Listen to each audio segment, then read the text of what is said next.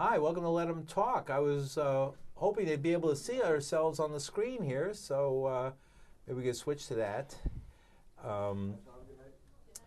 And, well, we're here and we're going to do the show as best we can. So, joining me is Petuuche Gilbert again. Welcome back, Petuuche. Great to have you. Thank you. And you are you're a Native American person from the Acoma.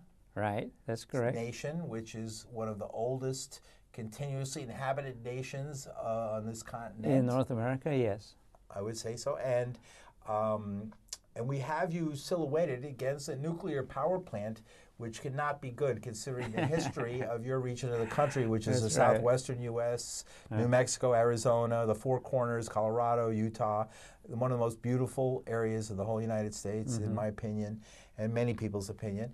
And it was also the place where we've discussed this on previous shows, where uranium exists naturally and was mined, and it was used for nuclear power plants and nuclear weapons, and leading, as Leona Morgan has taught us, mines from one end of the region to the other. You can still see them. They're still trying to clean them up decades later. But allegedly they had stopped uranium mining. It was over. The Cold War was over. Lo and behold, it's been 20 years. The Cold War is back. Yes. Russia and the United States are not friends anymore.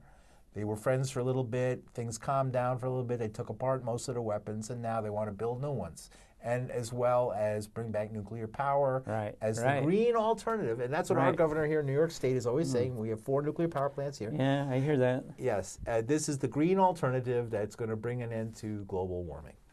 So, Petuuche Gilbert, you traveled all the way across the United States to talk to us about this very important issue. Yes. Why? Yes, because New York State and the nuclear power plants decommissioning want to send the high-level nuclear waste stores to New Mexico. And of course, they're also looking at Texas. They're also looking at Yucca Mountain. Yes. Well, the people here don't want it in their backyards, the reactor communities, because it is highly dangerous. And yet, so why do they look at the West? You know, they get wide open expanse, nothing out there but, people of color. So when you looked at the recent bill, H.R. 3053, which Congress passed, you had over 350 representatives that were for it, that were for transporting this high-level nuclear waste to somewhere in the West. And so President Obama has stopped funding for Yucca Mountain, where the United States has been trying to have a permanent repository for this high-level nuclear waste. Well, this president wants to reopen that. So it's highly contested. Nevada doesn't want it. New Mexico doesn't want it. Texas doesn't want it. It's going to cost too much money. So what is the United States going to do with this high-level? And, it's amazing. They call it spent fuel rods that you lift their radioactivity in nuclear power plants. But they're still alive and well and will continue to be so for, what I said, zillions of years. Millions of years. And we're all going to be around for it. Yeah, it's amazing. It's highly dangerous. Yeah. And they say unprotected fuel rods can kill you within minutes. Unshielded fuel rods can kill you. And they come from what we have behind us is a nuclear power plant. I believe that's a picture of 3 Mile Island, and 1 and 2, the one that melted down and the one that still operates on the other side. And these nuclear power reactors, there's about 100 of them in the United States. Yes. About 400 of them in the world. And what you do is you fill them up, most of them with uranium. There's a few that work on plutonium. That's another story. And when they actually produce electricity over time, the uranium gathers a lot of waste products within it. The atoms within it are changed. Well, those fuel rods have to be replaced every few years. Right, and they're even more dangerous. They're very, very dangerous. Yeah. And right now they call it hardened on-site storage, HOSS, H-O-S-S. They're being stored on site. But because they're, again, who's going to take the liability for accidents, or who's going to take the liability for continuous storage for tens of thousands of years. You know. Well, that's what I wanted to say, because in New York State, we have, I believe, 4 reactors, four sites. There might be more than 4 reactors, and the closest one in New York City is called Indian Point. Indian Point, yes. Which has nothing to do with Indians. It was a steamboat stop-off where they used to have an amusement park, and that was like their funny name for the amusement park, Indian Point. It had absolutely nothing to do with Native American people who actually do and did live in that area. And they are going to shut it down. Yeah. But people, we have many people who are involved in the anti-nuclear movement here in New York who've always for years wanted to shut down a nuclear power plant that's only 60 miles away from New York City. Yeah. But was very little talk even in the activist community that want to close it down about where this goes from here. Where do you take when you rip it down and all the parts of it are radioactive and the fuel that's stored is radioactive, where does it go? And they want to take it out to your part of the country. Yeah. Over these nuclear power plants, don't last forever, maybe 40, 50, 60 years. And eventually they will have lived out their usefulness.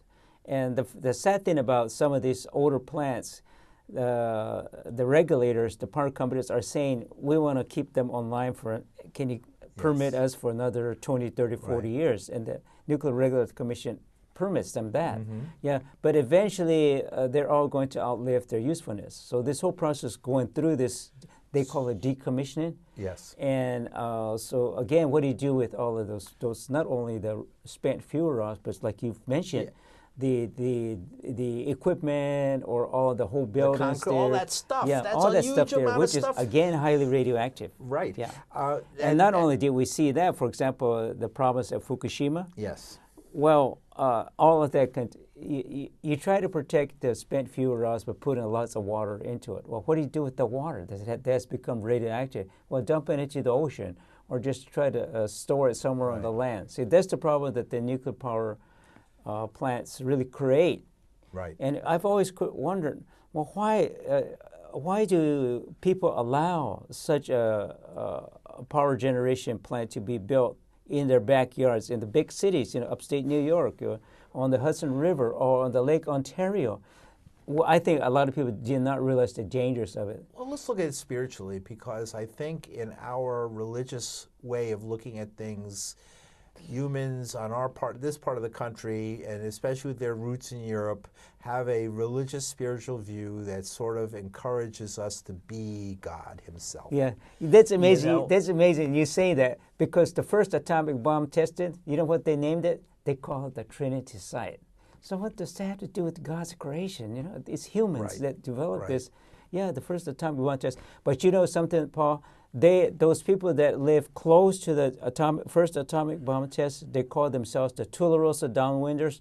Those people, 50 years afterwards, are still affected by the radioactivity that's still there and has affected the lives of those people. And many of them have succumbed to cancer, but they still face whether it be thyroid cancers, all the issues that come with radiation. Yeah, and what also gets me is it's become a tourist attraction. So you get lots of people visiting Chernobyl. You get lots of people visiting the White Sands for this Trinity site. It's ridiculous, yeah. But I think the government What's that like? Tell us about, because you live there. I mean, do you run into nuclear tourism? Do people come around? I think so. And even people that in Grand Malone, where you had this 50 years of uranium mining and milling, they're for it because of jobs and monies. And I claim that New Mexico is addicted to nuclear money because, not only do we have the 2 national laboratories, Sandia National Laboratory and Los Alamos Laboratory, Los Alamos National Laboratory, to this day builds plutonium pit triggers for atomic bombs. I call them atomic bombs, the nuclear bombs, the nuclear weaponry. So much money goes into the states, so you get addicted to that kind of money. President Trump, he did a nuclear posture review committee last year, and he said he was going to spend $3.5 trillion over the next several decades. And I accuse New Mexicans of salivating because they know billions are going to come into the national laboratories to do this extensive research on they call it a smart atomic bomb making. Yeah, it's tragic. Yeah, it's so sad. Let's look. So where do they want to bring this waste? I know I've heard of WIP. I've heard of WCS, a private company. Right, that's in Texas. Yeah. Yeah. Well, this site that Hotech International wants to have submitted a license to the Nuclear Regulatory Commission, of which we're fighting, between Hobbs and Carlsbad. They call that area the nuclear alley, nuclear waste alley, because not only do you have this waste isolation pilot plant there, of which some people are saying, well, let's just store high-level nuclear waste also, too. And then you have a little waste a mile, well, maybe 30 miles away from Carlsbad, you have in Eunice, New Mexico, a uranium enrichment facility. So you've got to take that uranium, enrich it in order to create like fuel rods, or you work it towards plutonium to make bombs. Well, yeah, that's where they want to put, between Hobbs and Carlsbad, this Hotech International wants to build this high-level nuclear waste storage above ground. And they're describing it as it's temporary, okay? Temporary for 100 years. Yeah, okay, temporary for 100 years, probably be there forever. And then, it's illegal because the United States law says you cannot build an interim storage facility until you have a permanent repository. Well, there's no permanent place to restore it. This high-level nuclear waste, they've been looking at Yucca Mountain. Well, the Indians in the Western Shoshone don't want it. The whole state of Nevada doesn't want it. And it's just, again, well, where is it going to go? And who's going to pay for it? The nuclear industry, like Hotech, doesn't want to pay for the, waste storage on site or transporting it. What about, again, what I was talking about, the liabilities of accidents? So what are people doing? What is the well, you've got activist groups like us. The state hasn't consented. New Mexico hasn't consented. No state has consented to a nuclear waste storage in their backyard. So it's a huge problem. Meanwhile, Hotech International is buying up Pilgrim, buying up Oyster Creek, buying up Indian Point, because they think that they can make zillions of dollars. These are plants that are being ripped down. They're being shut down. They're being decommissioned. And Hotech thinks that, well, there's going to be, at some time, there has to deal with this nuclear waste. We'll be in the forefront, and we'll make money off of it. All right? So they're willing to do that. In spite of there's no transportation plan, they want to transport, supposedly, this nuclear waste on railroads throughout cities, towns, states, all the way to the west. What happens if there's an accident? Nobody wants to assume that kind of liability. The government doesn't take ownership of this nuclear waste because they're saying, wait, the Hotech and whoever owns the power plants, that's their problem. Let them fix it and let them store it until both the government and these companies find a solution or a place for this high-level nuclear waste.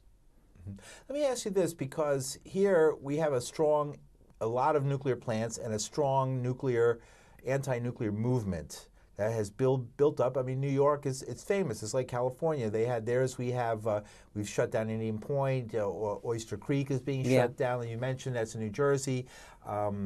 The Vermont Yankee got shut down, and everybody's so happy. The anti-nuclear activists, which are all the most progressive people, among the most progressive people, they're so happy that we're shutting it down. Right. But when I bring up where does it go to indigenous people's lands? Yeah. I mean, Bernie Sanders, would say again. Yes, he wants to says we want to move it out of Vermont. Vermont. So they're all for moving it out of their backyards because it's highly dangerous, and we'll move it out west where maybe there isn't as much opposition, or there's people of color who don't have much power. And so even though we haven't consented, and yet they're making all these fancy, really elaborate plans to store it there. The whole state of Nevada is opposed to it. But also a lot of it is money. This is where I claim that people get addicted to so much money. So even like the Goshute Indian tribe in Utah, we're saying we'll do this monetary retrievable storage of high-level nuclear waste. This was in Utah. We're going to get monies for storing it. The state of Utah said, no way. We're not going to have it transported throughout the state. So you've got this kind of, I suppose, solutions where it's a way of making money.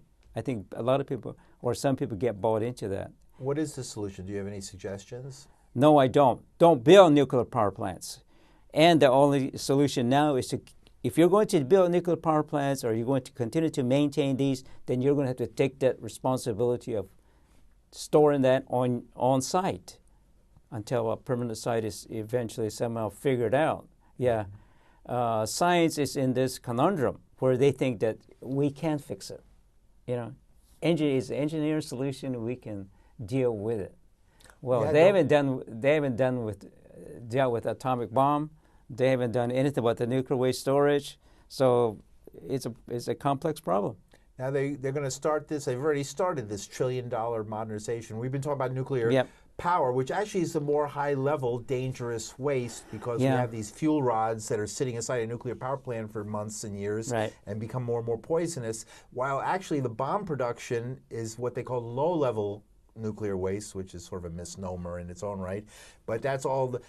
I've heard there's actually 2 empty Empire State Buildings full of the so-called low-level nuclear waste that they want to bury at the waste isolation pilot plant, which is also near Holtec, in New Mexico. Right. And that's plutonium, because that's what weapons the stuff that makes the bombs is called low activity waste, which is sort of interesting to me. And the high level waste comes from the nuclear power plants. So they want to bury all this stuff, the detritus of building nuclear weapons, also in your state. Yes, yeah. Well, I mean, that's what I was saying about what Los Alamos National Laboratory does. They built those plutonium pit triggers. And right now there's just competition between Los Alamos National Laboratory and Savannah River in Georgia for building this 80 more plutonium pit triggers. You know, where's all that going to be built at, and where's all that money going to go to? So you've got this kind of competition. What's it like to live because you also have the Air Force Base outside of Albuquerque where they keep all the bombs. They say that what's it like to live here? It's kind of, everything's so top wonderful state. Top secret. Nobody wants to say how many nuclear warheads are at Kirkland Air Force Base, right there on the edge of Albuquerque. They say anywhere from 2,000 to 5,000 nuclear warheads. What are you going to do with all these nuclear warheads? Well, Los Alamos is still building smart bombs. They want to build more. Right, more, right? Yeah. That's the whole thing, is they're going to build more. Yeah. And they want to make more plutonium pits. I've been following this story. Although the pits that are inside the bombs have already been made that were decommissioned are like filling up warehouses. Yeah, so it's not only the nuclear waste storage from these nuclear power plants, but now because industry is saying, hey, we can make more money, there's this task going on to build what they call small modular nuclear reactors. SMRs. Canada is really moving towards that. But it's very appealing because, they think that a small nuclear reactor can, provide enough energy like this building here, very small. Or, one of these big, huge, tall buildings in Lincoln Center. Yeah. So, they're recycling old idea. But it's still the same problem. What do you do with the nuclear waste storage in the submarines, or what do you do with the nuclear waste storage in the small nuclear reactors? Or they're saying, a lot of people say that people that live in North Dakota, South Dakota, when the United States built their NATO treaty system and are trying to ward off these missiles coming from Russia, they built these facilities with these kind of warheads that contain these small nuclear reactors. Well, the United States still protects those sites because they don't want because it's a waste storage problem. So you still protect those military sites even though maybe they've decommissioned the missile silos, but they're still there. Wow. So it's a problem for the industry because they're trying to persuade Americans that, hey, nuclear is clean. Right. Or nuclear is energy solution for climate change. Well, all that is false. All that is so much secrecy and deception going on. The Nuclear Regulatory Commission, I say, is in cahoots with the nuclear regulatory. With the industry, with the industry, they're supposed to be overseeing and protecting American citizens. Instead, they allow this kind of stuff to go on. Let's, last 6-7 minutes of the show, I wanted to talk a little bit about the Acoma people and tell me a little bit about your background, Petuuche Gilbert, joining us. So I want to establish for people your authenticity, your legitimacy in speaking about this issue. Your families, your descendants have been living in Acoma, let New me Mexico talk. area. For how long? I claim 10,000 years and longer. New Mexico is a very climate-wise, very safe place to live because of the powers of prayer. The powers of prayer of my people have made it a very safe place to live in. You don't see no huge climatic events, like tornadoes or hurricanes or fierce thunderstorms, fierce snowstorms. It doesn't get below zero, not at all, or above like 100 degrees. It's a very calm place. We have our village, Acoma Pueblo, is on a great rock mesa. It's visited internationally because of its unique beauty and longevity living there. Our ancestors are from places now that are national monuments, Chaco Canyon, Mesa Verde. Those are our direct ancestry. So it's not only Acoma Pueblo, but the so-called pueblos that the Spaniards named when they came in the 1540s. They saw that we were living in communities like in Spain, condominium type of apartments, 2-3 stories tall, long rows of buildings, agriculture. We were farmers who made use of the waters there. So they described us as pueblos. So in New Mexico, you have 19 pueblos left. Acoma is one of these pueblos. Most of them live along the Rio Grande. Yeah. So water is very precious because there's very little moisture in our area, no more than maybe 12 inches of precipitation, snow and rain in 1 year. How do you grow food? How are you a farmer? Well, people have become very adept at surviving in this kind of conditions here. We have a technique called, the archaeologists describe it as dry farming. Dry farming. You rely on winter and moisture and rain. Yeah. But also, religion, very spiritual. You bequest our Great Spirit for rain, for moisture, because that's life. Yeah. So we're always in this constant battle. Not only have we been fighting the onslaught of uranium mining and milling that occurred 50 years that affected the health of our people and has caused this environmental damage, but it's just living in this kind of climatic conditions for centuries. And now we have that happening with the level of the Great Lake there behind the Hoover Dam is going down, Lake Mead, right? And you can actually see it. And there's like the greatest drought. Well, the Acoma people and the Pueblos have been through this probably a few times. I claim that. I say that we have gone through climatic change. And I also claim that we also, as humans, caused climatic change. And scientists have a hard time understanding that. How did my people 1,000 years ago cause climatic change? That's why the people left the place that's popularly known as Chaco Canyon. We left that because people were abusing awesome powers that they had that caused this climate change and moved to now where we're living at today, Acoma Pueblo. So that it's a lesson people should learn that you. Well, I kind of can come to paradise and ruin it. You're not well, careful. I claim that a colleague, a friend of mine who's an archaeologist, claims that I want to know why people left this power behind, and I says that's like discussing nuclear power. That we can use nuclear power safely today. Ancient peoples found that some of the powers that they had was misused by humans and will not allow this kind of knowledge to be transmitted forward. Well, science thinks that, we can control nuclear power. And this, we're in this huge challenge. Can we? Yeah. Especially when it's so destructive. And it's also a trade-off. You're making a great trade-off to have almost like, in the Western sense, godlike powers.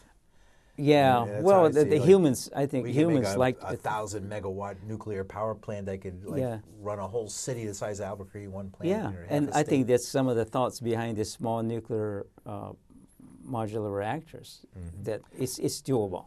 How can, last minute or two, how can people find out more about this and keep in touch with this issue? I think, well, really to understand what the state of New York is doing with these current nuclear power plants, to keep an eye, a watchful eye on Congress, because there's legislation that's ongoing now in Congress over what to do with the nuclear power plants. So this president, again, should be watched. Not only do we don't want a nuclear war, but, it's again, the nuclear power plants that created this, has this big, huge problem. And is there a web page or a place like this whole tech campaign or something like that? Or? Well, I mean, there's a lot of activists are really behind all of this, yeah. So, like, for example, the Nuclear Information Resource Services, or this NEARS. The Southwest, Tom Carpenter, the Southwest. Tim Judson, David Kraft. Big organization like Beyond Nuclear. Right. Is very good. Oh yeah, very good at disseminating information. Yeah. Or Tim Judson's NEARS are very good at it. In the last minute, what can you say to New Yorkers, especially New York progressives who watch this show, who are so happy they're going to shut down Indian Point and Fitzgerald and Fitzpatrick and all these other plants, and they've been fighting for this for decades, and they got it, and now, boom. Yeah. Boom. Keep it here. We don't want it out there. It's too dangerous, and really consider what this government is saying. And we've got to question that. Don't trust them. But we certainly don't want this nuclear waste storage in our land. New Mexico, I think people don't want it in Texas, people don't want it in Nevada. That's got to be realized. Right, just because it's not a desert, they think, oh, God-forsaken desert. No, people have lived there for thousands of years, longer than people have lived here in the so-called wet and verdant East. Yeah, so until there's a solution, keep the nuclear waste on site. And that might be difficult for folks. I know Riverkeeper, other groups might be saying, no, we've been fighting all our life to get rid of this, and now you're saying we have to keep it. That's right. But what do we do in the meantime? Elements of human justice, right? Justice. Oh, of course, yeah. All right, thank you, Petuuche Gilbert. Appreciate it. Sure.